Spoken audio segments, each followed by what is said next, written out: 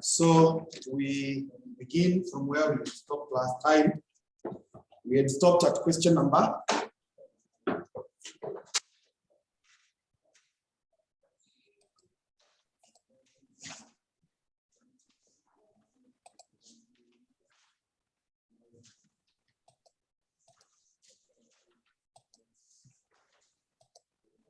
So I should pick up from question 3.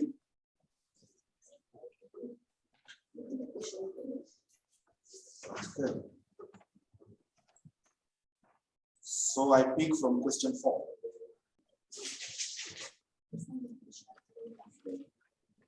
Oh, question 3 was not fully done. Okay. So then the question of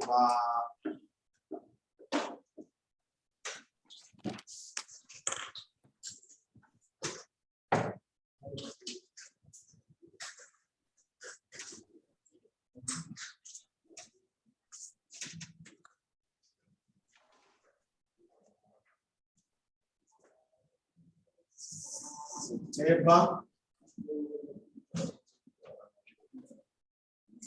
2021. Question 3. September 2021. Question number 3.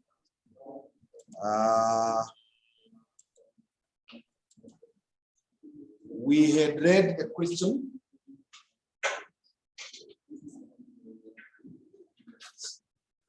So now we answered part A. So now we are told part B, a financial evaluation of proposal 1 above, and the computation of the number of units the company would require to sell to earn a target profit of 8 million. So proposal 2 was saying that they proceed with the inquiry that the marketing director has had from a mail order company about the possibility of purchasing 50,000 units annually if the selling price is right. The mail order company would transport the jumpers from Solid Limited to its own warehouse, and no sales commission will be paid on these sales by Solid Limited. However, if an acceptable price can be negotiated, Solid Limited would be expected to contribute 6 million per annum toward the cost of producing the mail order catalog. It would also be necessary for Solid Limited to provide special additional packaging at a cost of 50 per jumper. The marketing director considered that in 2021, the sales from existing business would remain unchanged at 100,000 jumpers based on a selling price of 1,000 per jumper if the mail order contract is undertaken. So we want to deal with that. We want to deal with proposal 2. Get to know what would be the costs. So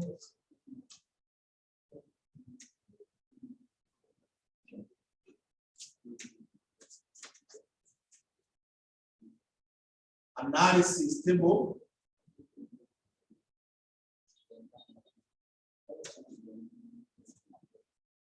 for proposal 2. Analysis table for proposal 2.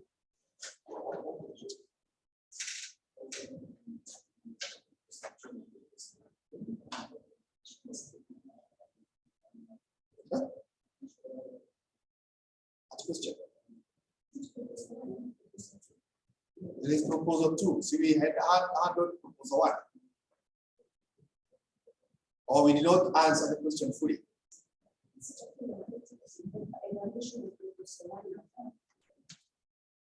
Oh, proposal 1. Oh, proposal 1. Okay.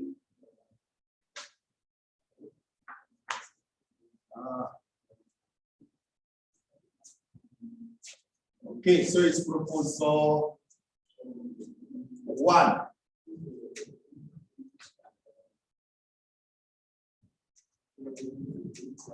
Then I was reading proposal 2. So we only computed the break even, eh? Okay. So advise, okay. So proposal 1 says to proceed on the basis of the analysis of market research studies, which indicate that demand for the jumpers is such that a 10% reduction would increase price by 40%. So if that be the case, then we'll need to get new selling price, or just the selling price. The selling price will be 1,000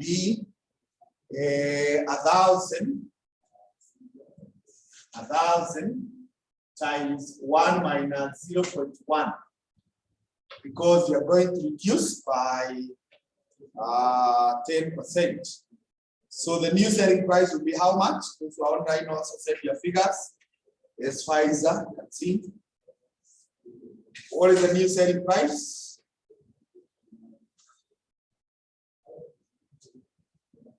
$900. Good. It will be 900. So if it is 900, we now need to know the contribution margin. Contribution margin. So contribution margin will be 900 minus, you remember in part 1, we had found that the cost was what? 580. That's it. That was 580. That was the variable cost. But now this variable cost had included commission, which was 2% of 1,000. But in our case now here, the selling price is 900. So there is a difference of 100. So that one should be returned back. The 1,000 minus 900. It's a difference of 100. 2% of it. 2% of it.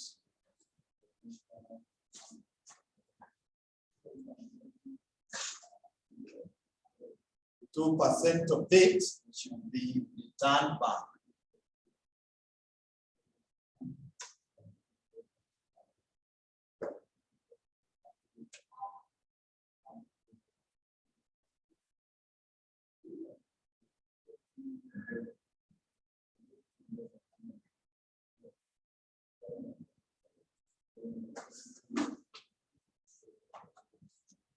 Hmm?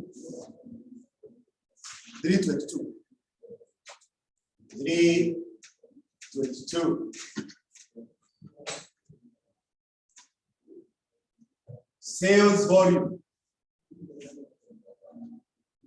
Sales volume is currently 100,000, but we are told if you change the price by 10%, the sales volume would go up by 40%. So you add 0.4. That will give us how many units?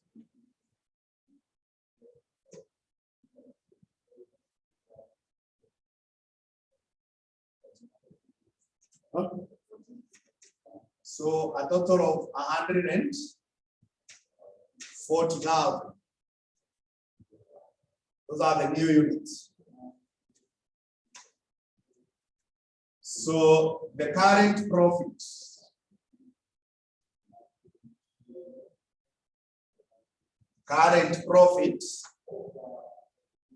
and remember profit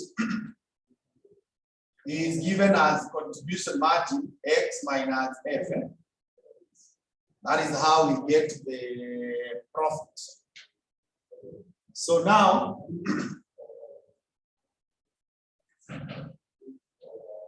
Currently, we had gotten a contribution margin of 420.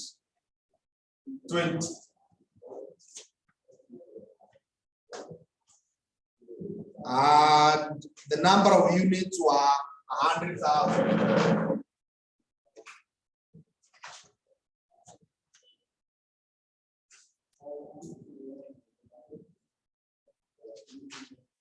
And the profit was what? No, the fixed cost.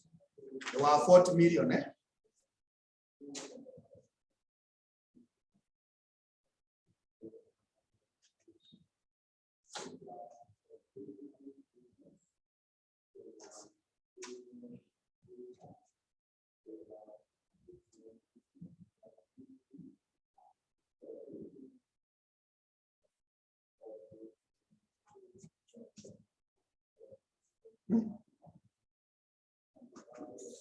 2 million.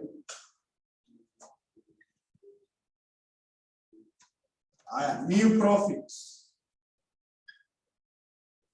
New profit, which will also be contribution margin X minus F. It will be 322 multiplied by 140 minus the 40 million.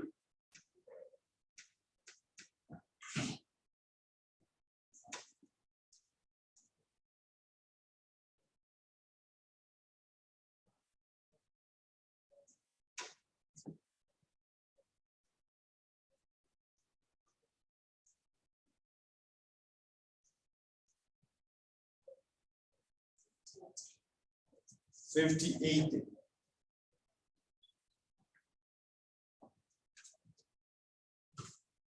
So with that,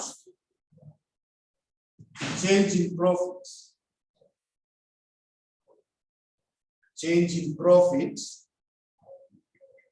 is 58,000 minus 2 million.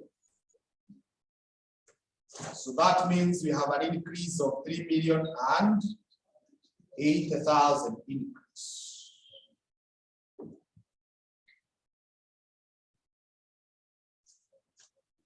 So the change in profit is an increase.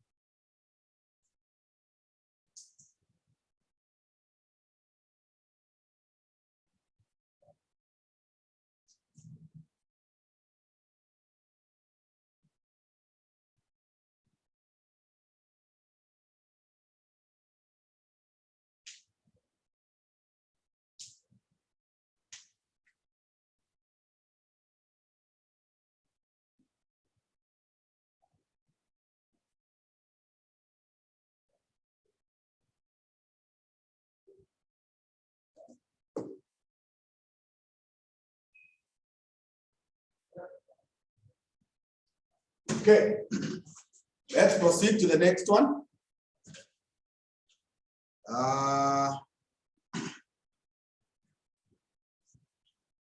Advise the management on the minimum price that would have to be quoted to the mail order company to ensure that Solid Limited would at least break even on the mail order contract. So when you see issues to do with minimum price,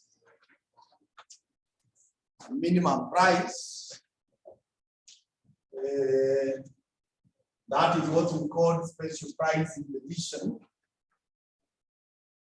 So analysis for proposal 2.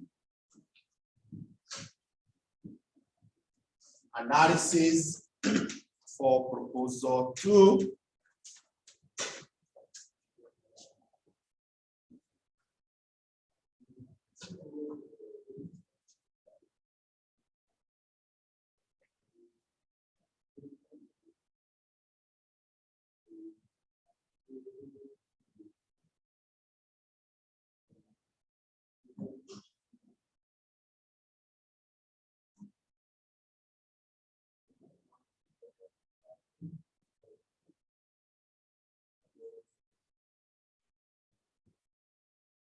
Oh, we have forgotten there. We were told to determine the number of units that are required to earn 8 million. The number of units required to earn 8 million.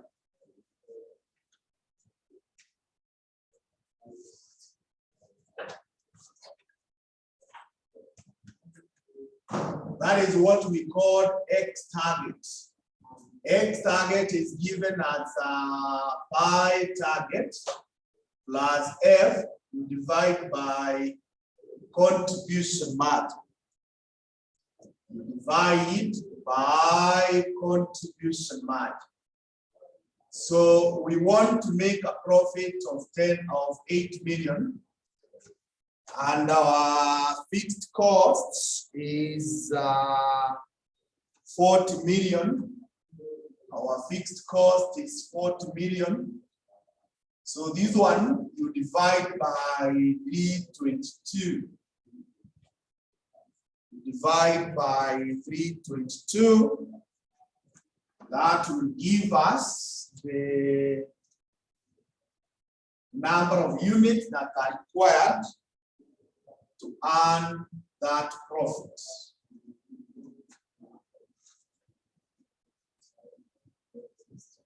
Huh? You are getting 149,000 060. We already routed 069 units. 149,000 069. Good. So we can now go to the question, to the proposal 2. Now this proposal 2, when you're looking for the minimum price, we just consider the variable cost. So the first cost that we are going to have, is direct materials. Is direct materials. Direct materials cost. And the direct materials cost, you will get it like this. You go to the original table, and establish that the current material cost is 10 million.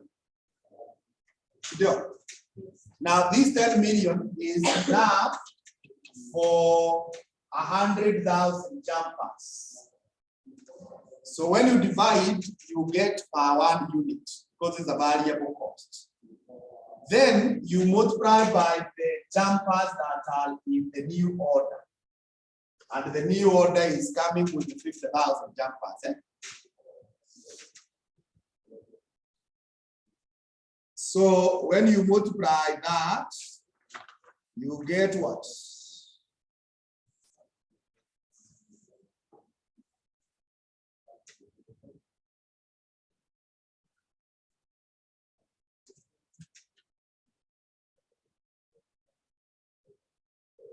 So, Raymond, we are just finishing the question we have begun in the last lesson. So the total cost here is 5 million. The next variable cost you can see there is direct labor. Direct labor costs. Direct labor costs. And we argue the same again. That ukiangalia kwa the paper, direct labor is at 5 million. Direct labor cost is at 5 million. You divide it by 100,000 jumpers, then multiply by 50,000. Multiply by 50,000.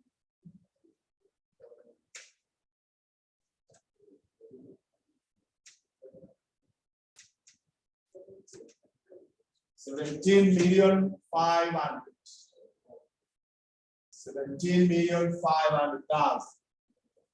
Then we come to variable overheads. Variable overhead costs. Variable overhead costs. We argue the same way that the total amount is 6 million. The total amount is 6 million. You divide by 100,000, multiply by 50,000,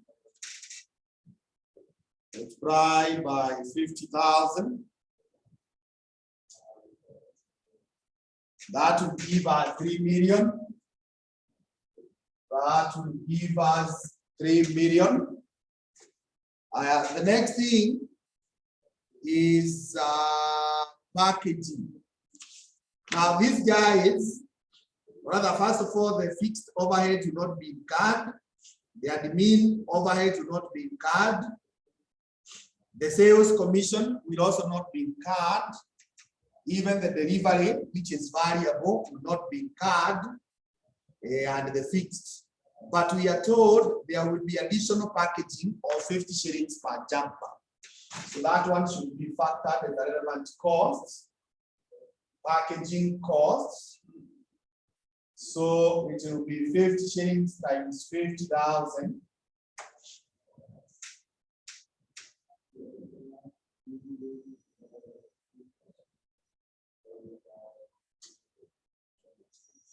$2.5 million. 2.5 million. And then they had been told that they were to cater for a cost they are calling preparation of the catalog. So catalog costs, which we are told is 6 million. Which we are told is 6 million. It must be factored. And now when you do that, the answer you get is the relevant costs. The relevant costs.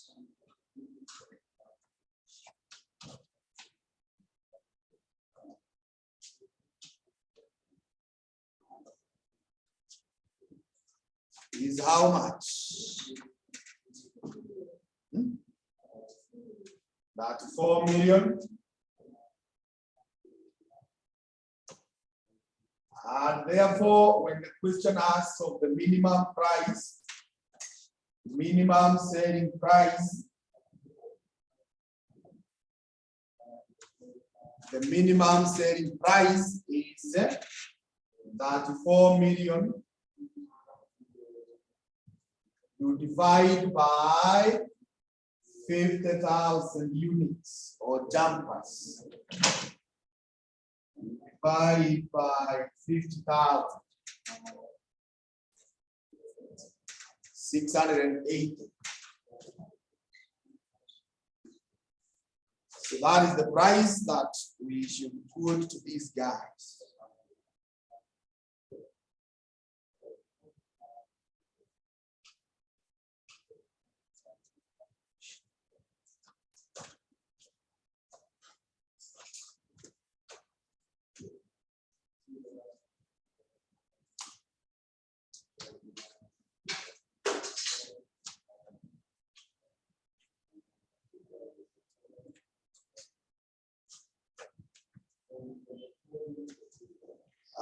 The next one is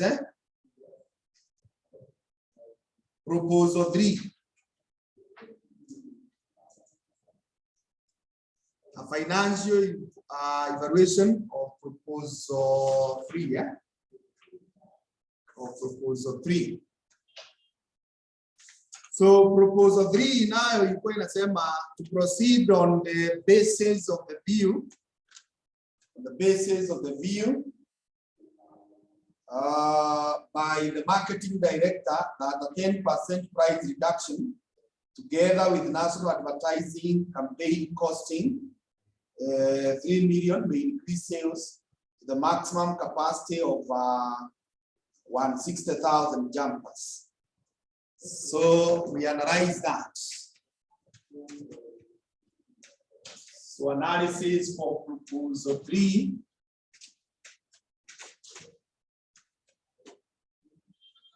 So analysis for proposal 3.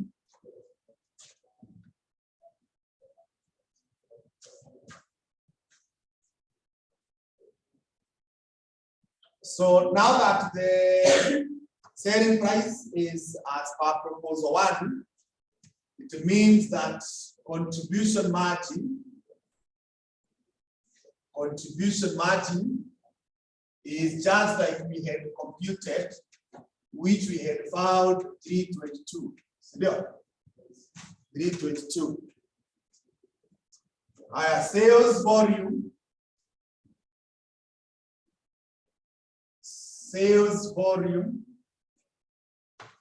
is, we are told now you'll be able to sell up to 160,000. 160,000.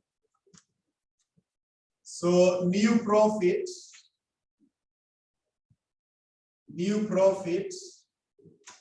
will be 322 times 160,000 minus the 40 million, which was the fixed cost.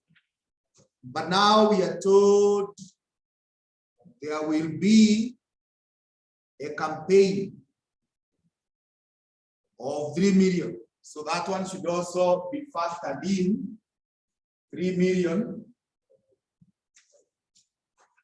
Should factor 3 million.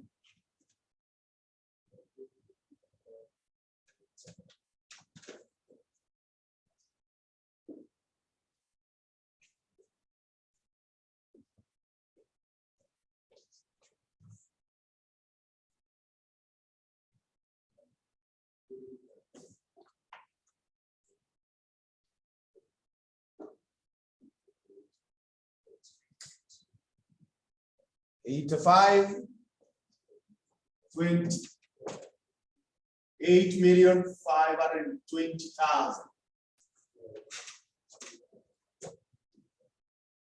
Okay, then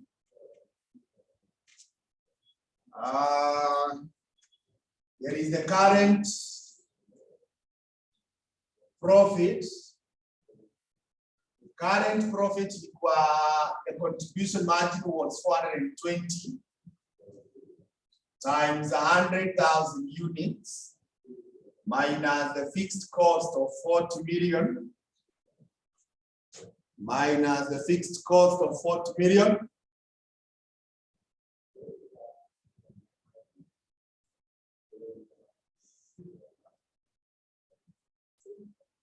$2 million.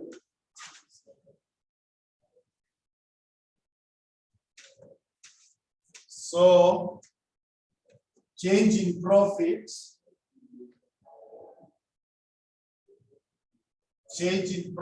is 85.20 minus 2 million, which is 6,520.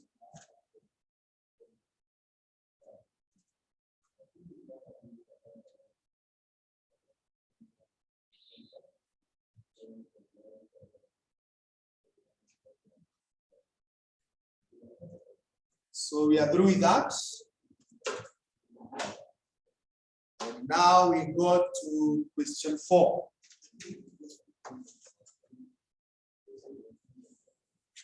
Now question 4 has theory. Do I handle including theory or theory with Panganai?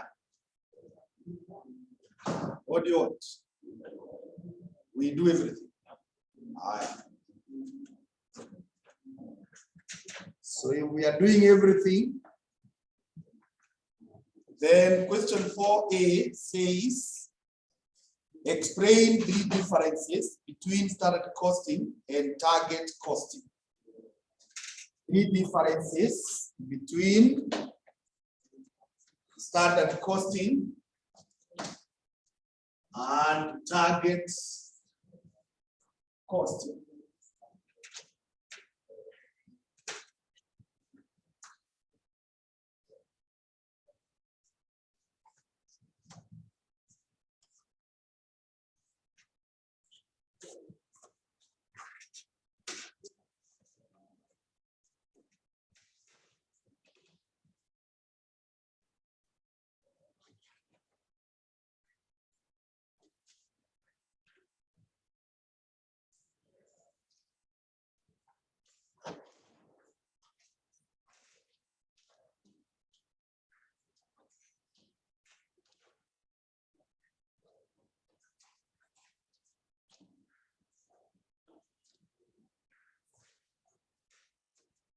So we have the differences.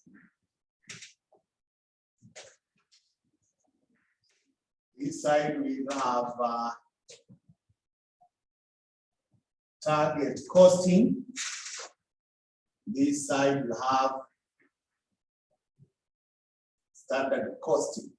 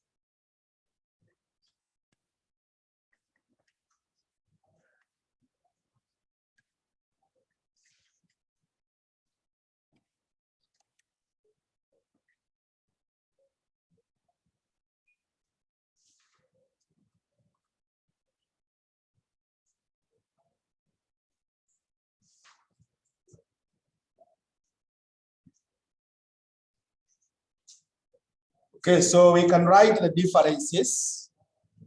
We can write the differences, starting with the side of standard costing. You write this. Standard costing, and you write that a predetermined cost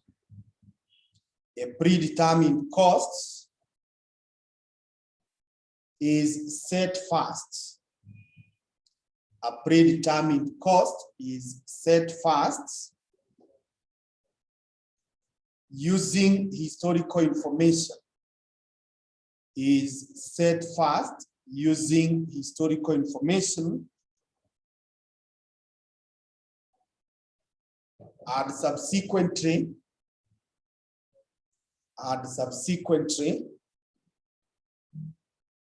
the selling price is set.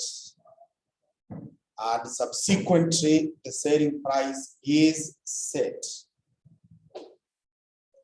But on the side of the target costing, Tadika, product design concepts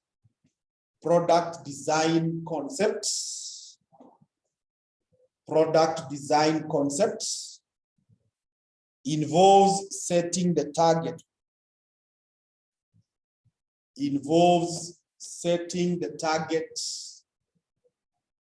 The target selling price first, and subsequently ensuring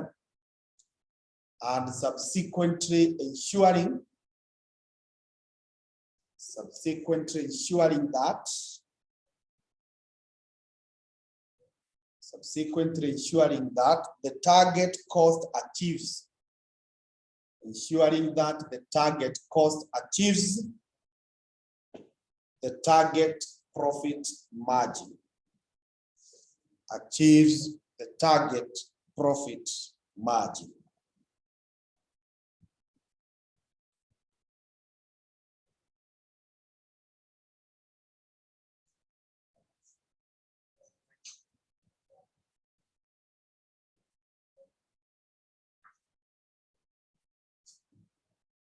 Target profit margin. Okay, on the number two, standard costing, you write, ensures that costs are kept within. Ensures that costs are kept within. Costs are kept within predetermined standard costs. Kept within predetermined standard costs.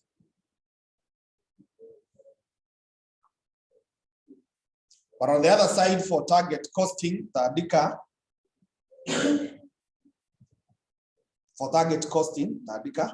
ensures that costs are kept to a required. Ensures that costs are kept to. Costs are kept to a required or target minimum. A required or target minimum. Required or target minimum.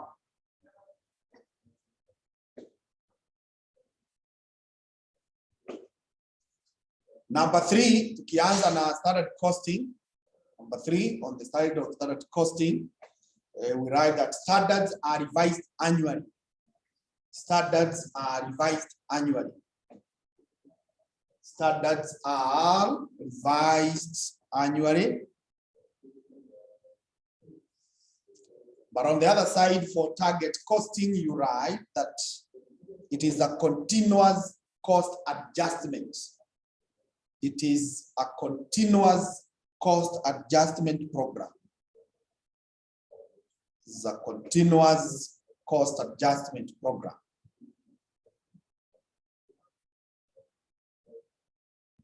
Continuous cost adjustment program. So I think that those are some of the differences, and I think they are very clear now that we already know what is standard costing and what is target costing. Any point that you think needs to be explained? They are okay. Okay, good.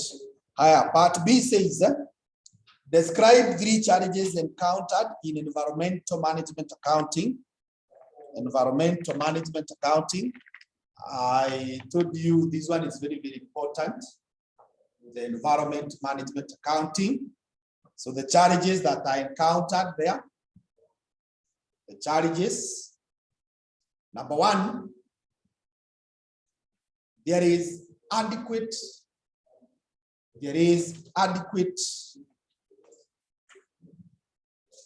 Sorry, I should have said there is inadequate. There is inadequate cooperation between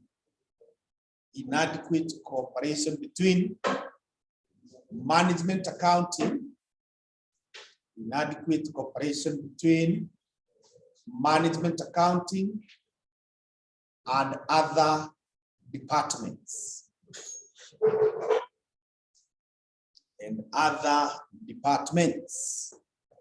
So that becomes a problem because people are not cooperating, they're not able to get data from them. Number 2, there is intentional hiding. There is intentional hiding. Intentional hiding of environment-related costs. Of environment-related costs in overhead accounts. In overheads accounts. So you find guys are hiding those costs there, so you are not able to track them well.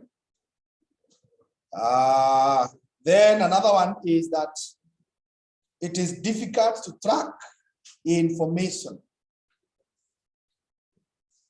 it is difficult to track information regarding uses of materials,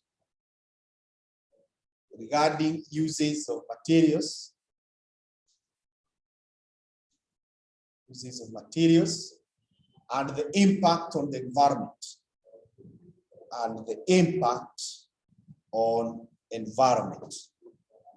It's difficult to track.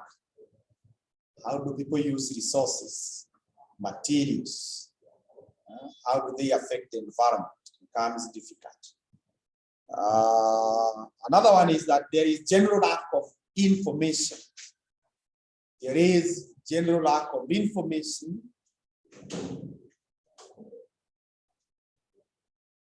about the environment. General lack of information about the environment.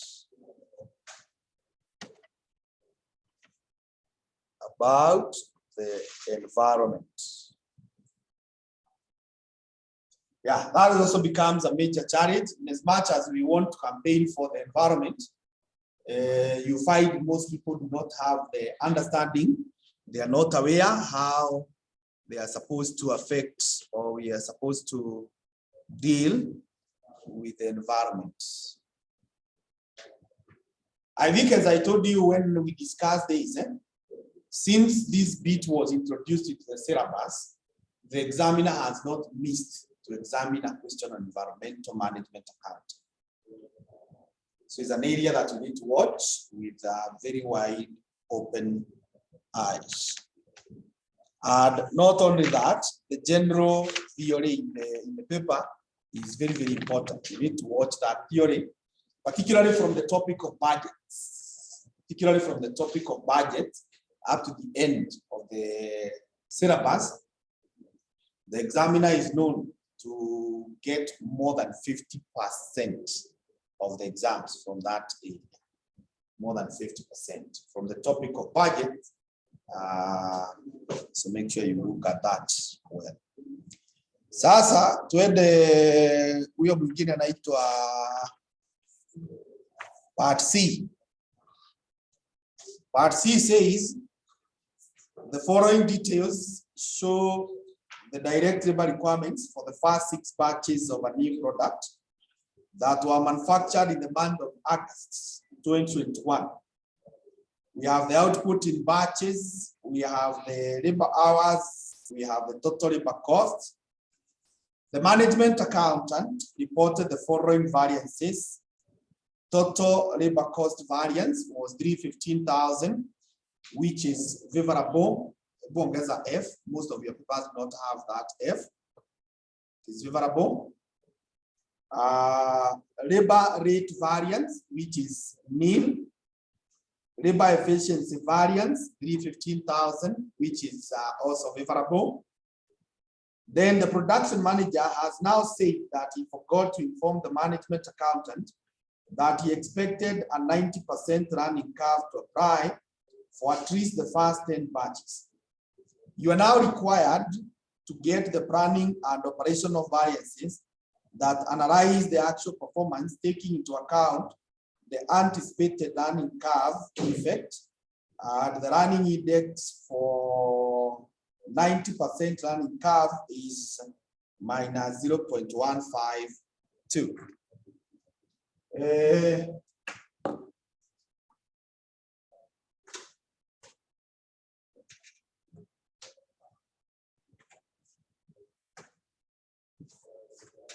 The question is on variances and running curve.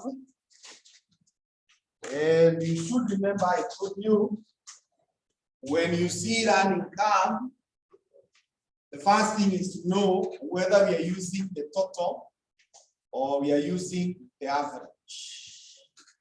We're using the total or we're using the average. So here we shall use the total because we want for everything. So we shall therefore begin like this. Using running curve. Using running curve total method using running curve total method. The formula in Akuanga y is equals to ax b plus 1. That is the formula for the total approach in the running curve. That's the formula. And then I told you you begin by, or the next thing is to identify the components of this formula. So B, we know it is given as the log of R. You divide by the log of 2. So this is the log of 0.9, which is divided by the log of 2. And the examiner was kind enough to give us the answer as minus 0.152. That is what the examiner has already provided to us, which you can confirm. Okay, so if confirmed, we proceed and say that B plus 1 is minus 0.152 plus 1, and that becomes what?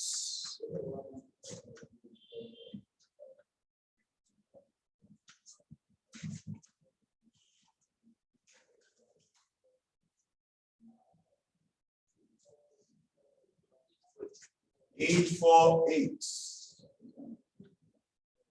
848. Then you identify X. X has to do with the number of units. So in this case, we are concerned with 6 batches. So X is 6. 6 batches. The next thing is to get the A, the time that is required to make the fast. The time that is required to make the fast. So what you do, you go to the budget and establish the budget was for how many units? 6 units. And those units were supposed to take how many hours? So if you take 2400, you divide by 6, you will be able to know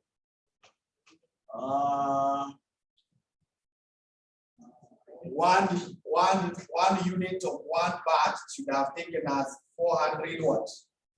Hours. Should have taken us 400 hours.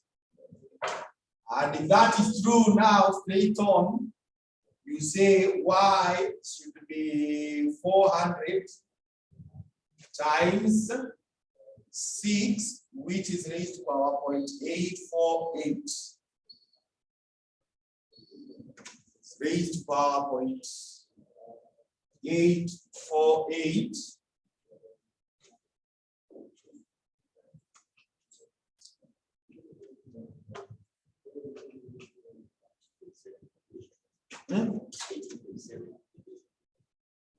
So 0.82, this one becomes 1828 hours. 1828 hours.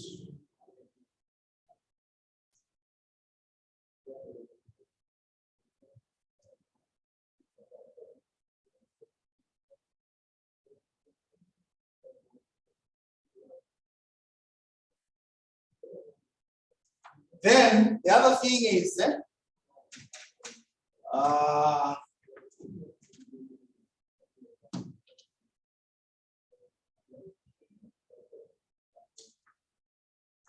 when you see the word branding, it is signaling what we call the X-post variance.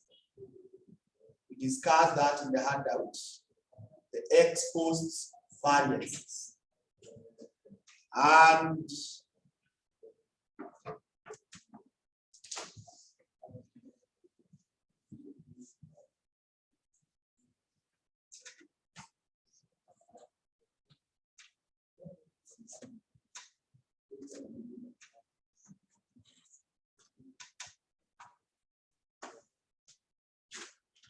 We have two types of variances. There is what we call the conventional. It's what we call the conventional. Conventional, I have been telling you what we normally do. Something is called conventional if it is the norm, if it's the routine. So the variances we computed, they are called conventional.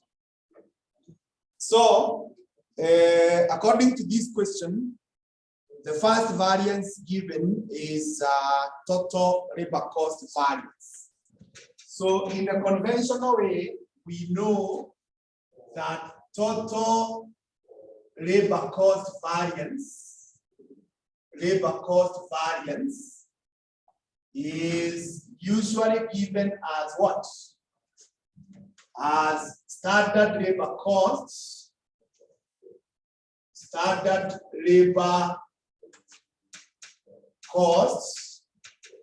minus actual labor costs. That is something that we know of so well.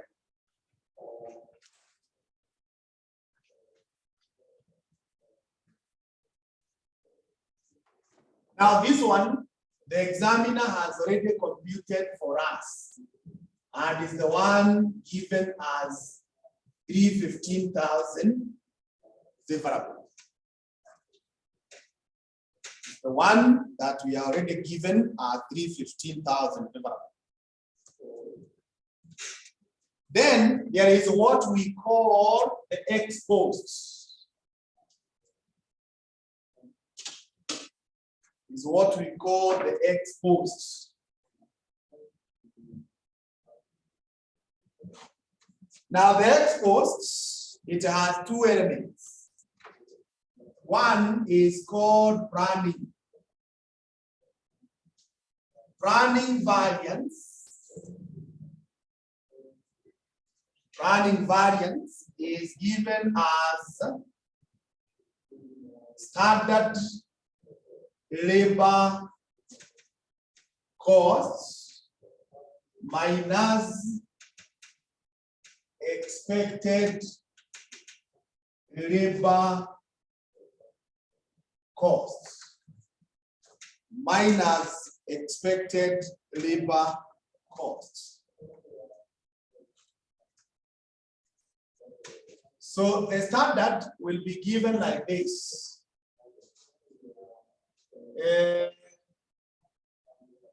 Remember, by definition, I told you standard and budget are similar in that both are predetermined. Budget and standard are similar in that both are predetermined. But the difference is standard is expressed on a 1 unit basis, while budget is expressed in terms of all the units. Such that, kama uko na standard and you want to go to the budget, you simply multiply the standard by the total units inakupeleka kwa budget. Equally, kama uko na budget na unataka kurudi kwa standard, you divide the budget by the units. That's the relationship. That therefore tells you that if the total number of units in the budget and in the actual, they are the same, if they are the same, the standard cost will be the same as budget cost. If they are the same, the standard cost will be the same as budget cost. So if that is true, then I don't hope that, or don't expect that you'll be surprised when I have met the standard and then I tell you, you go to the budget and give me the standard. They are one and the same because the units are the same. So now I'm 6.6. Yes. So ukikimbia kwa budget unapata what was the labor cost? It was 16.80. 1680,000. Minus, if you want the expected labor cost, the expected labor cost will be, according to the budget, we were to spend 1680, and this one was enough to cater for 2,400 hours. But now we have the hours that we have gotten, 1828. So that will give you the expected, what we should have.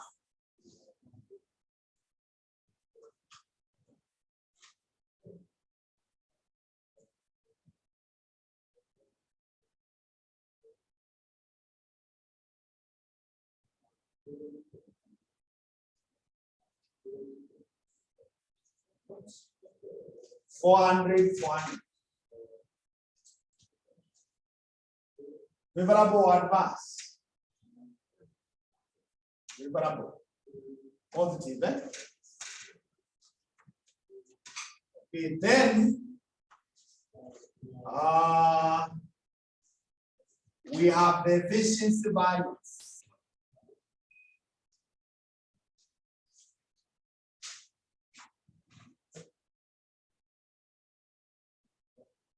Efficiency variance is given as expected labor cost minus actual labor cost.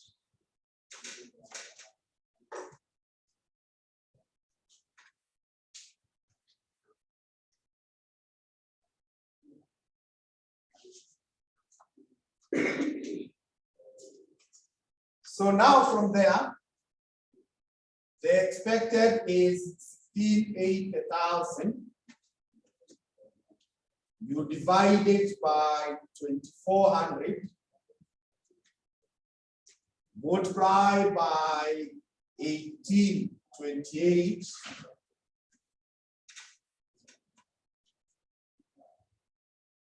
minus the actual. Ukiangalia hapo kwa actual, it is what? 1365.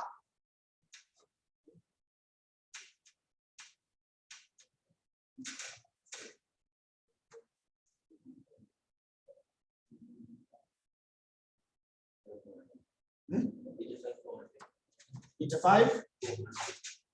400 advance.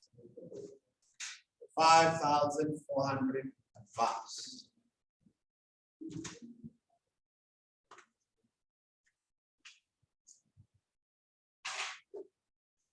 So from there now,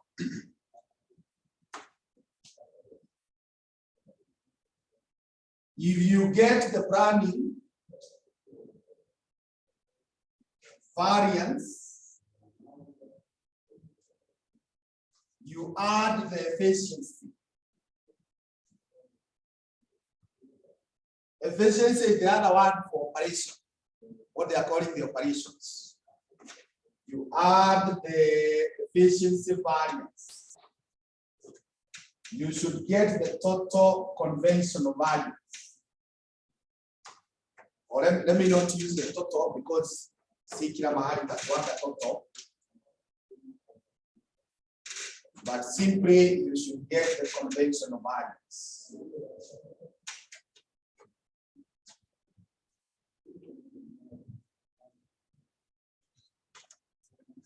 Conventional values.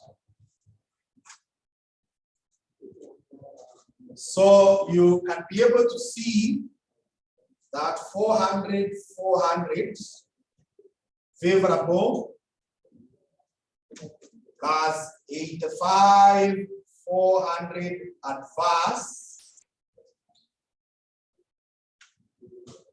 is equal to 315,000 favorable.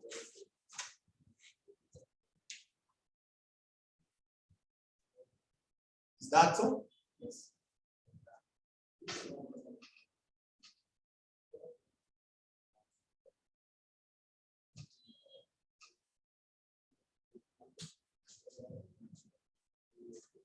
So first of all, why they are agreeing, you can see the formula here for the conventional is standard minus action. Then when we come to the ex post, we are introducing a new element called expected. You see there is the expected here and here. Here it is negative and here it's what? Positive. So when you combine them, when you come to combine them here, this cancels this, and you're just now left with the standard action.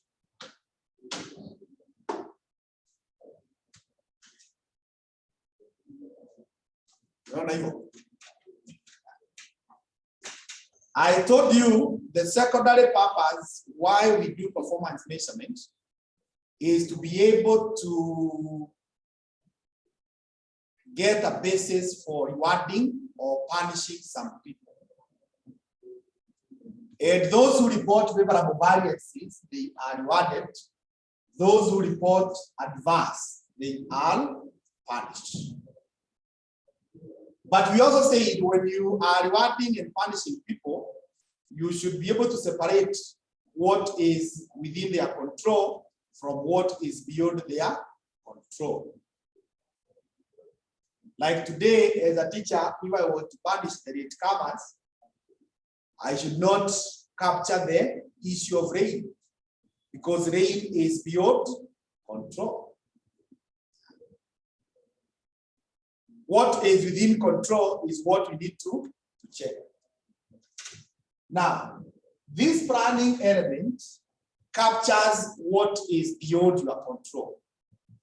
The efficiency captures what is within your control. Like when you wamekuta wamechelewa today because of the rain, those minutes zenye wamechelewa, we need to analyze them and we ask them, wakati uliona kunanyesha, maybe ulisimama kwa mahali ukijikinga mvua, ona ungekuja na umbrella. Sikukuja na umbrella is within your control. Mbona ungeamua uchape na mvua ukuje umenyeshewa? Utakaukia mbele. So that is also within control. Mbona ungechukua motorbike? There are some things that are within what? Control. But huyu mtu anaweza kuambia now all those things unasema nilikuwa nimejaribu umbrella, nilikuwa nayo nini, lakini nilipofika kwa stage hakuna magari, ningefanya nini? Ama nikapata magari lakini jam ilikuwa imejaa. What would I have done? So those ones now are planning, but what you would have controlled is efficiency. Now the data with the relying on the conventional, you are likely either to reward people who should not be rewarded or to punish people who should not be punished. If you reward the fellows who are not supposed to be rewarded, one, you create more trouble because you make them higher in the position of making decisions and they should not be there. So they will be making the wrong decisions for everyone. Number two, you discourage the hard workers. You know people when they are together, even where you are, unajuana, you know who is good in what and who is not. And when there is a chance for promotion, unajua nani anastahili kupewa ni nani hastahili kupewa. So if you end up now promoting a person like this one now, I know you're gonna 315, so this guy was rewarded. But in actual sense, what is within his control, he should have been punished. And some of these fellows, they know what they are doing.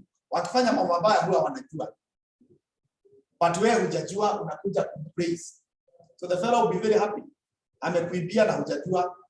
So you'll be motivated. Kama leo ameiba 85, kesho ataiba 200. Bado hutajua utakuja ukimsifu is the best.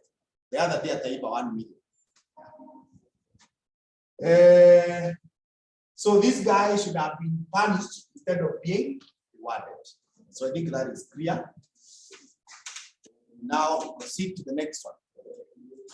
The next variance that is given there is what?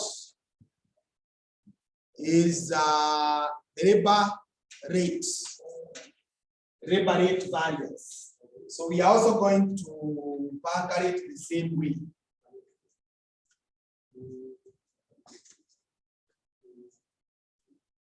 Conventional.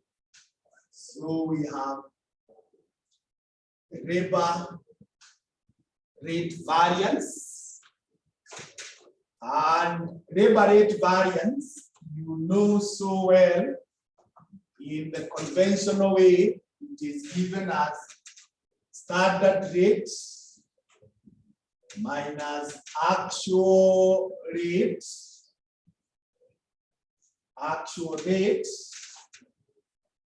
you multiply by actual hours.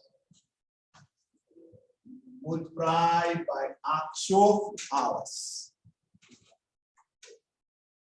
So this one is already given there in the question as 0. It's already given there as 0.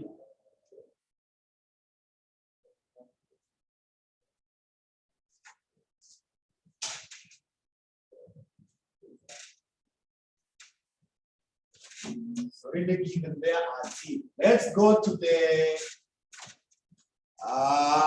experts. Running element is the standard rate minus expected rate. Expected rate. You multiply by actual hours. You multiply by actual hours.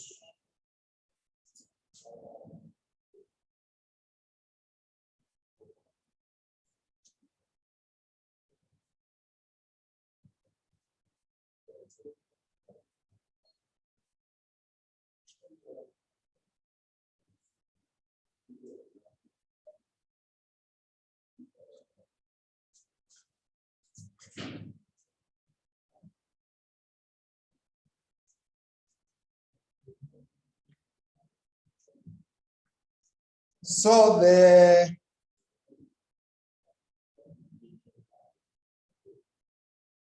standard rate would be given as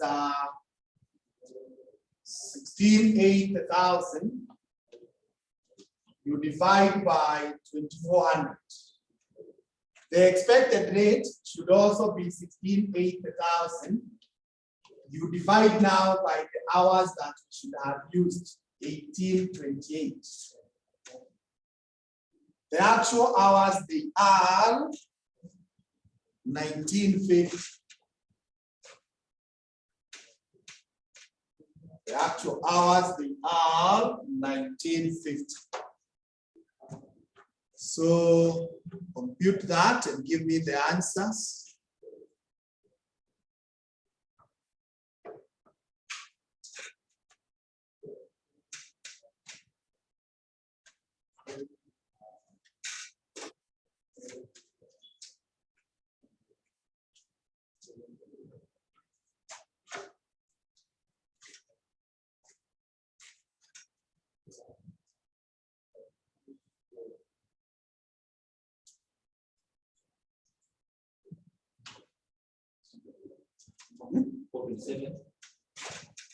Four 27, 123. The variable advance. Then efficiency is expected rate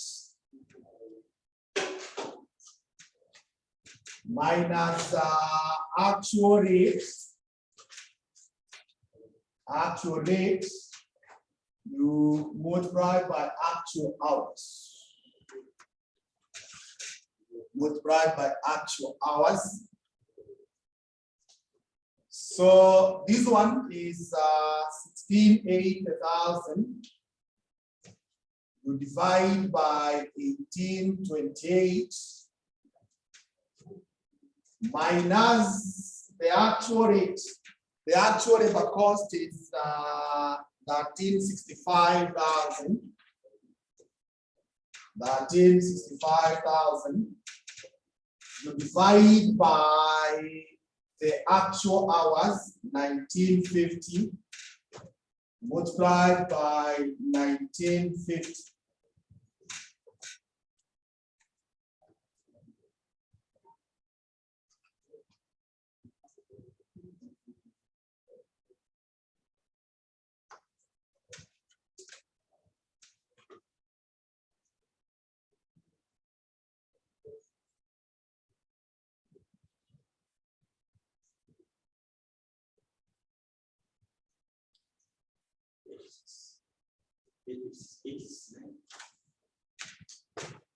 $869.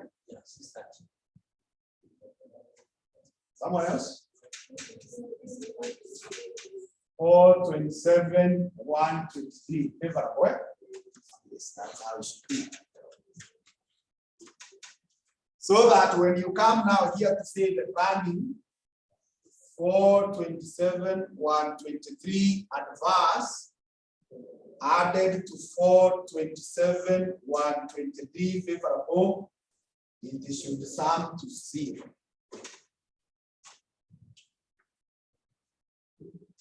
Should sum to 0.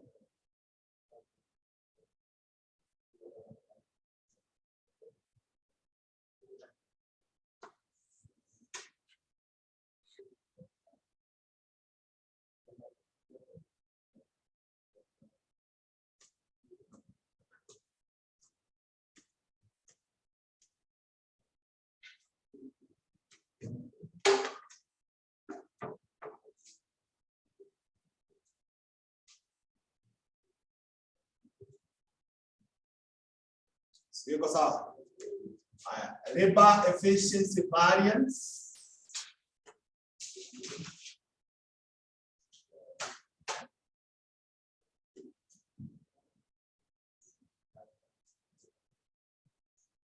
Labor efficiency variance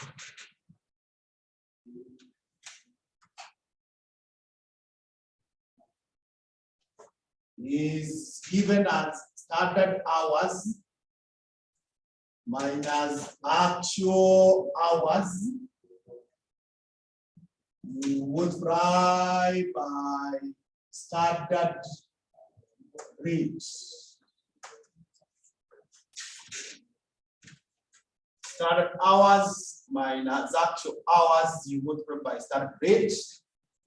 And this one we are already given in the question as what? As 315,000 favorable.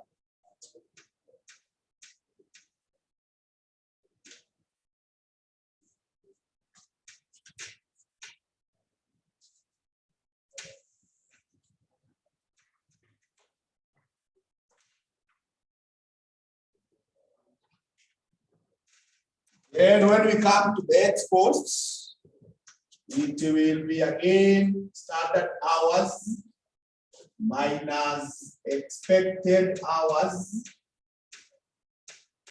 Expected hours multiplied by standard rate.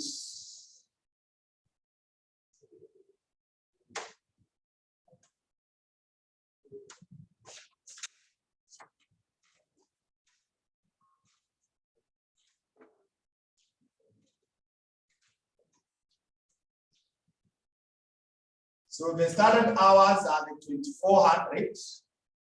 The expected need to make 1828.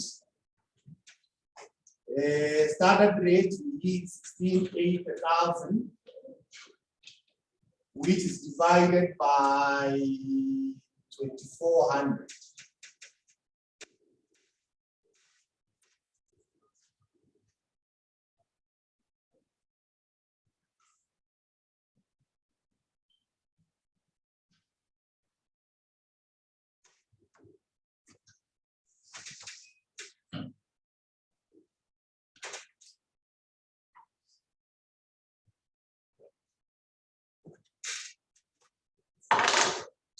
Hmm?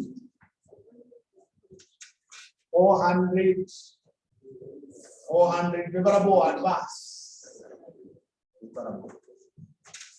So this other one is expected hours minus actual hours. Actual hours multiplied by standard rate. Standard rates. So the expected hours are 1828 minus the actual 1950. Then here we have 1680,000, which is divided by 2400.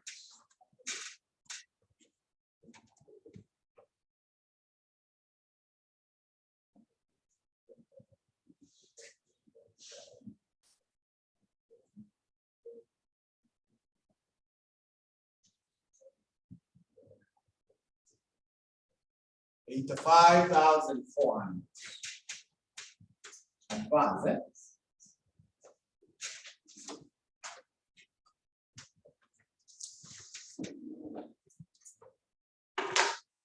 Which now you can be able to see that the 400 favorable plus 85, 400 advance, which takes you back to pay 15,000 back.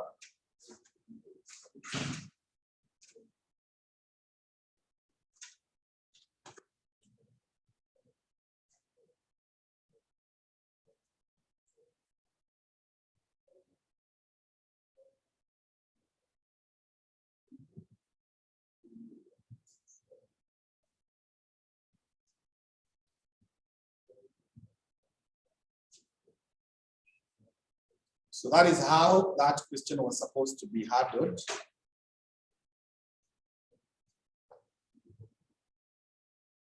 So later on your own, you can attempt May 2019, question 1B. May 2019, question 1B. You can attempt that. Uyangalie tu sahi.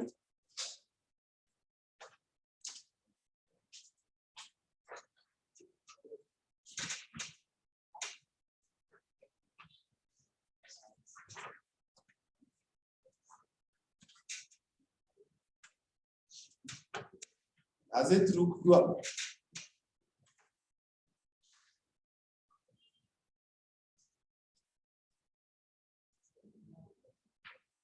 Okay.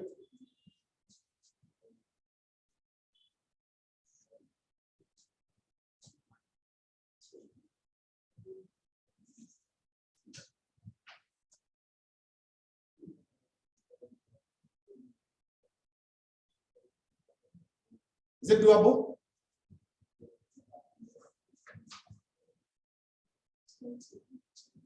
May 2019, question 1.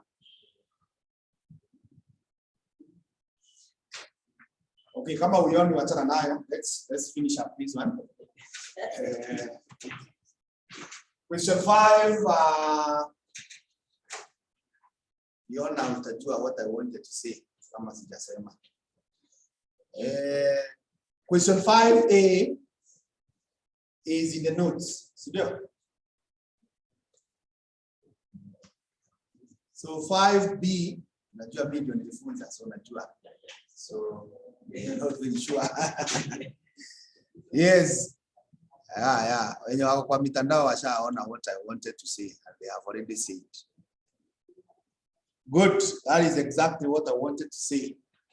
In Catherine Hussein Suleiman. Haya, I want to quickly, mebakisha 7 minutes, quickly solve part B. And I think we'll just go straight. So the first thing to know this one, the material price variance. Material price variance. Material price variance. Material price variance. We know it is given as what? Standard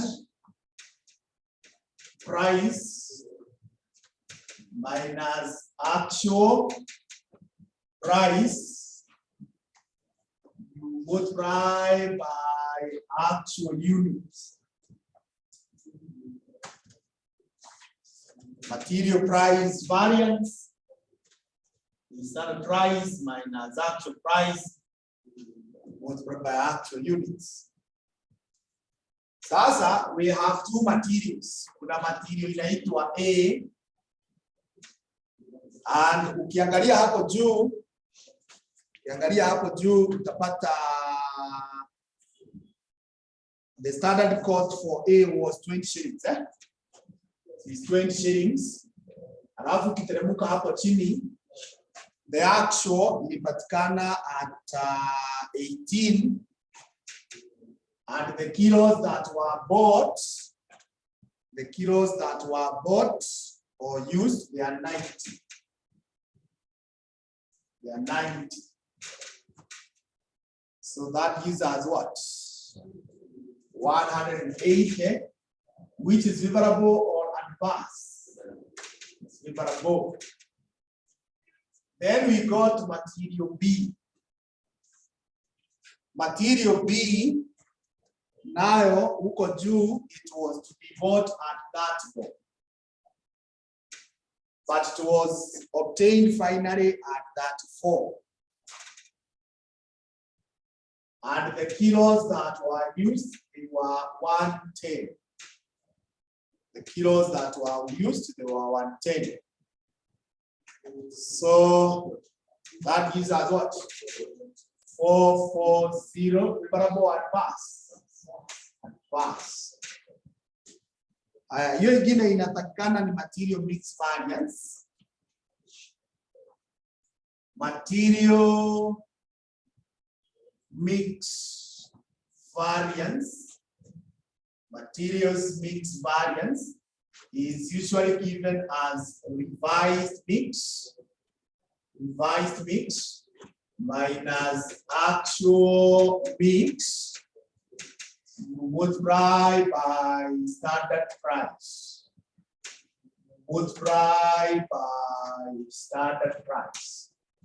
Revised mix minus actual mix multiply by the standard price. I told you when you see mix, we are talking of proportions. And the proportions were A to bring 40%.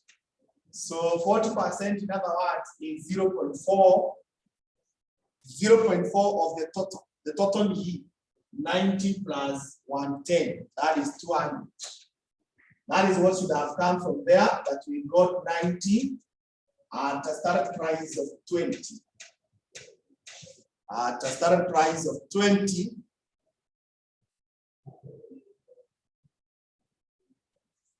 Oh, and before I forget, Mr. Afura says he will not be able to meet you tomorrow. Yeah, he will not be able to meet you tomorrow.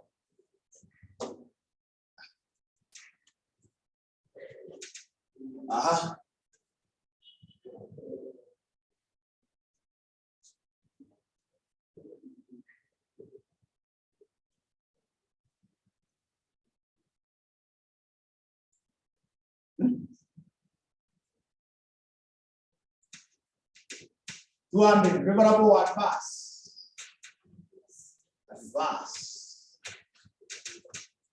Twende kwa B. B was to bring 0.6 of the 200 minus 110 at a certain price of 30.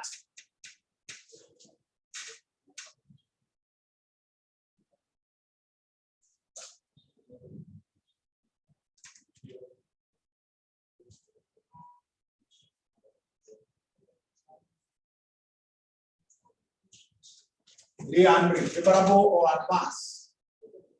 Favorable. Huyo mwingine anatakikana ni material yield variance.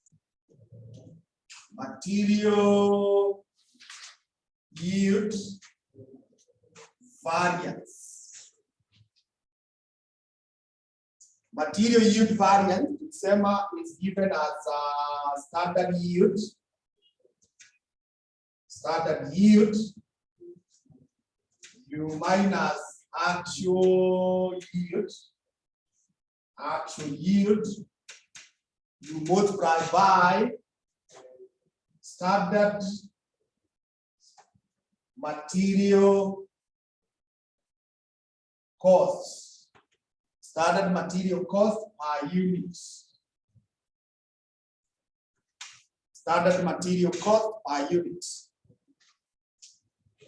Standard material cost per unit. Now, I told you the issue of yield has to do with how many we get out for whatever we input.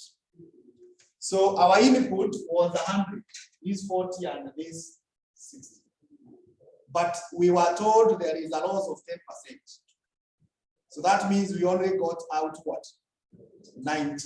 So the standard yield should have been 90 after tuliweka 100. 0.9. Then you multiply by this variability that we input. And then you less what was actually gotten. That was 182.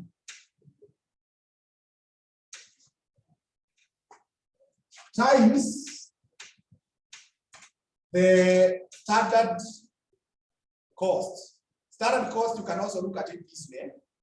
Instead of the percentages, same A is at 40 kilos. It's a cost of 20. B is at 60 at a cost of what? That you'll your cost of the ingredients. And out of this, you can put 90.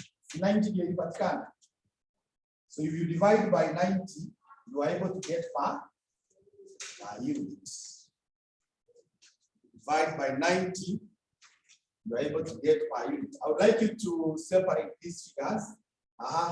90% of 200B.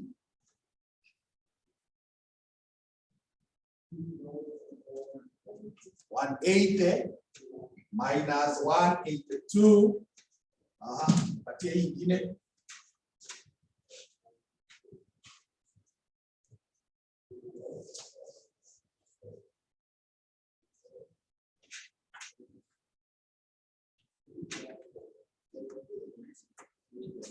Hmm?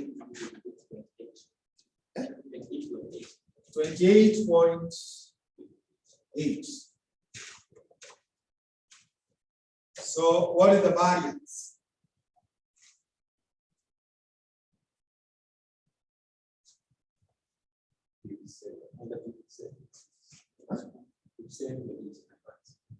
$27. 57.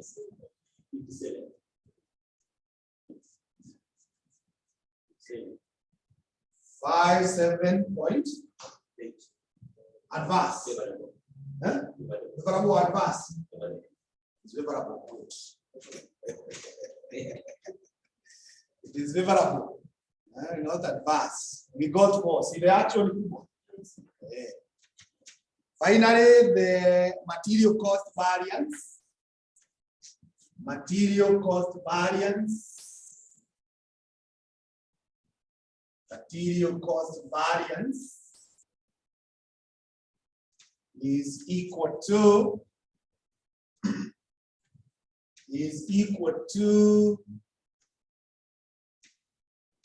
standard material costs minus actual material costs. Standard material cost minus actual material costs. Sasa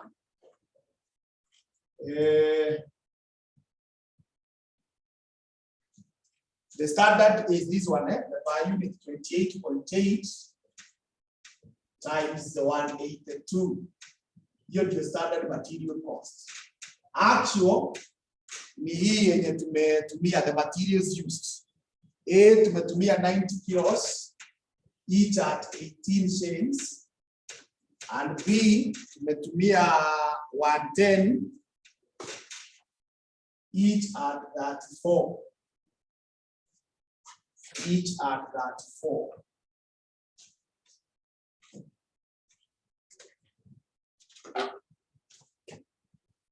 So we then call it at the other juncture and meet now next week in the next lesson.